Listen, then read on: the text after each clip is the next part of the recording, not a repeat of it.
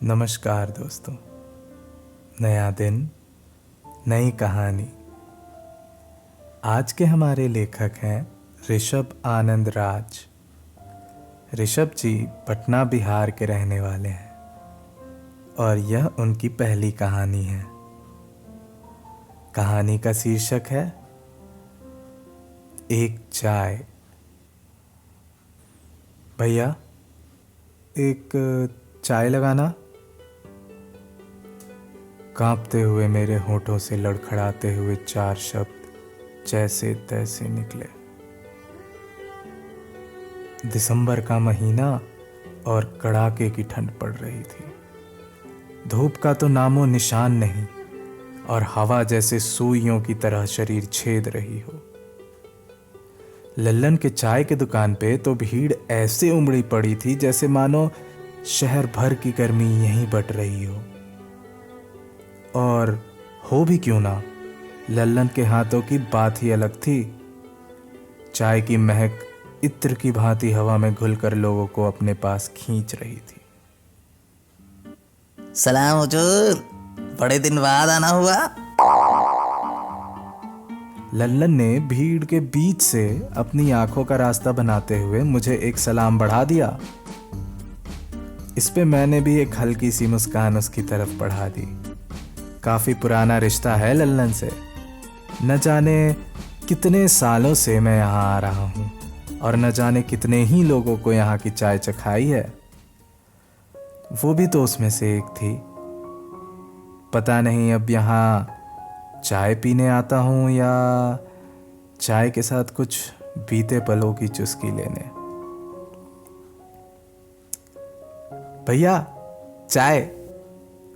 ये कहते हुए लल्लन ने एक प्याला मेरी तरफ बढ़ा दिया। हाथों को जेब से निकालते हुए मैंने प्याला पकड़ा और जैसे ही होठों की तरफ बढ़ाया कि एक पहचानी सी खुशबू हवा को चीरते हुए मेरे जहन में उतर गई और मेरे हाथों को वहीं रोक दिया। मैं वहीं थम सा गया। शरीर में अचानक मानो एक बिजली सी दौड़ गई हो। ठंड ने जैसे मुझसे बैर कर लिया हो।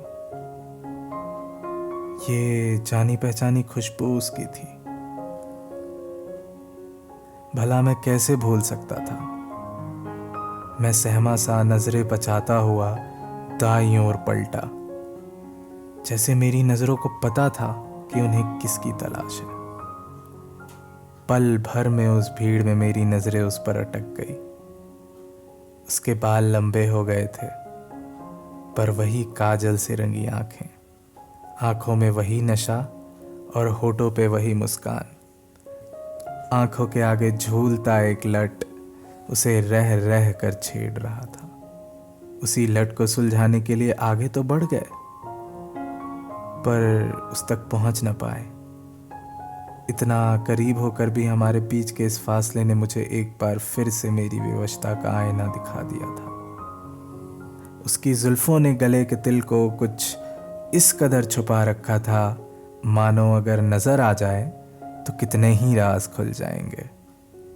उसके वहां होने से ही मेरे मन में लौ जल उठी थी और शायद वही मेरे दिल को किसी मोम की भांति धीमे धीमे पिघला रही थी। मैं झट से वापस पलटा। उसकी आवाज अब भी मेरे कानों को चूम रही थी। यादों के साए ने मुझे एक बार फिर से घने कोहरे की तरह घेर लिया।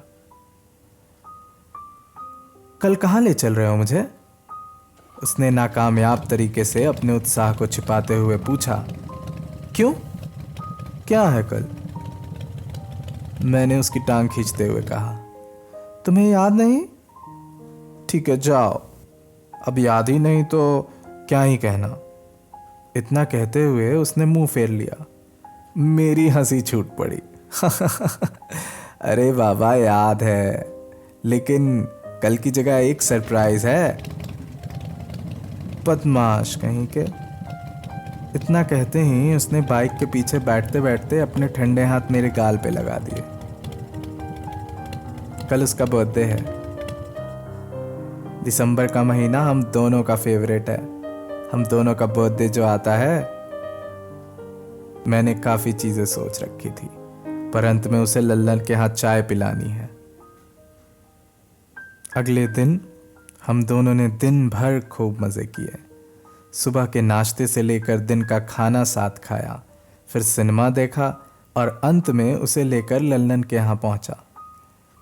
लल्लन मुझे देख मंद मंद मुस्कुरा रहा था और आज उसने भी मेरी टांग खींचने का मौका नहीं छोड़ा। और भैया जी क्या लाए भाभी जी के लिए हैं? अपनी हंसी दबाते हुए उसने पूछा। दो मेरी वाली स्पेशल, आज इनका जन्मदिन है सो शिकायत का मौका ना मिले। इतने में उसने लपक के कहा, दो क्यों, एक ही लाइए, आज हम शेयर करेंगे। मैं इससे पहले कुछ बोलता, लल्लन शर्माया और मुस्कुराते हुए चलता बना।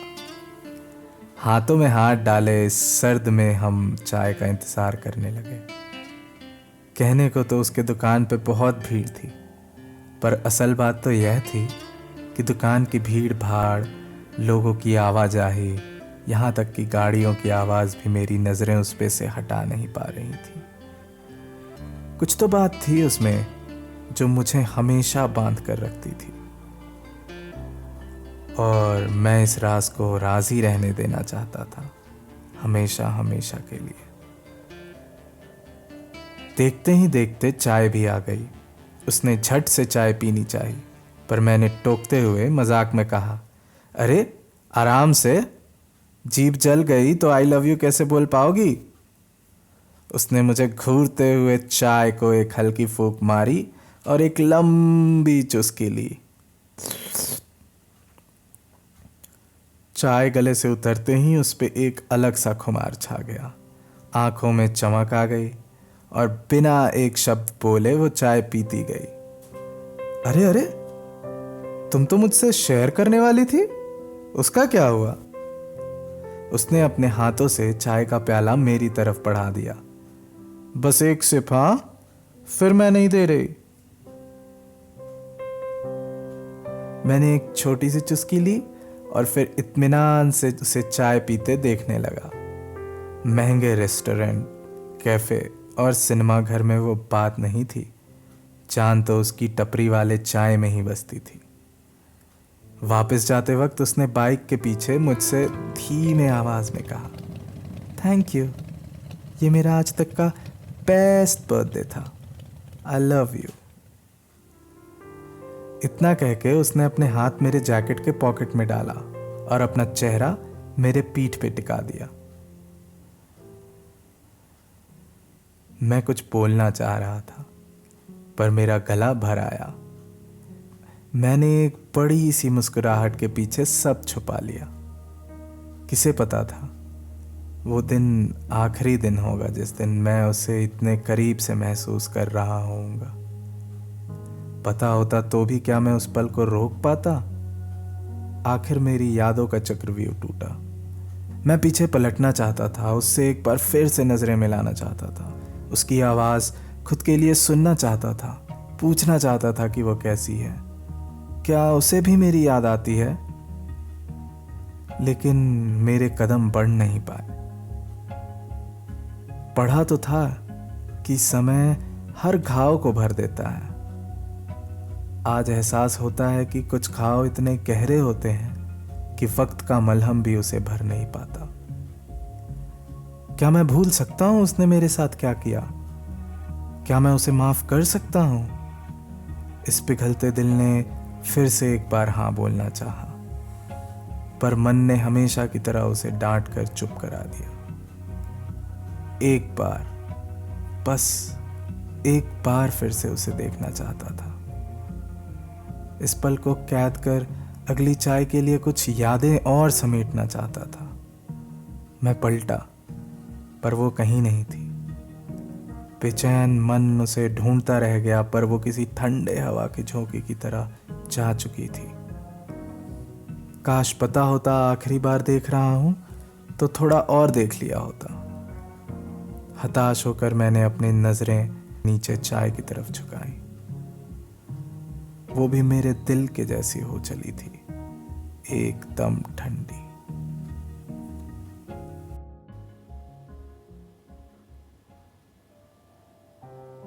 अगर आपको हमारी कहानी पसंद आई तो इस कहानी को लाइक करें और हमारे आगे आने वाली कहानियों के लिए हमारे चैनल को सब्सक्राइब करें और जुड़े रहें। धन्यवाद।